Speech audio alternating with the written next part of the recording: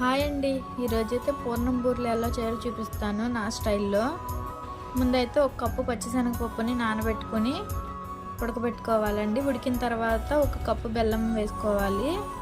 ఇదైతే మంచిగా ఉడికిపోవాలి, పప్పు గట్టిగా అయ్యే వరకు ఉడికిపోవాలి. ఇక్కడైతే చల్లారిన తర్వాత మీకు నచ్చినంత సైజు ఉండలు పెట్టుకోండి. నాకైతే పూర్ణంలో ఎక్కువ స్వీట్ ఉంటేనే ఇష్టం, అందుకే నేను పెద్ద పెద్ద ఉండలు చేసుకుంటున్నాను.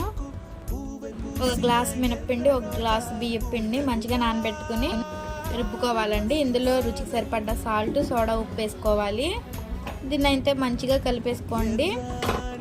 ఇప్పుడైతే మనం పప్పుని చుట్టుకున్నాం కదా, దాన్ని మంచిగా ఇందులో ముంచి మొత్తం కవర్ అయ్యేలాగా వేయాలండి. లేకపోతే పూర్ణం బయట నుంచి పప్పు బయటకు వచ్చేసింది.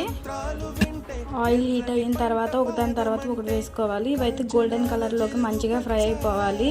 చుక్క ఆయిల్ పీల్చకుండా మంచిగా వస్తాయండి. ఇంకా డీటెయిల్గా కావాలంటే లాంగ్ వీడియో కింద లింక్ పెడతాను, తప్పకుండా చూడండి ఎంతెంత క్వాంటిటీలో చేశాను.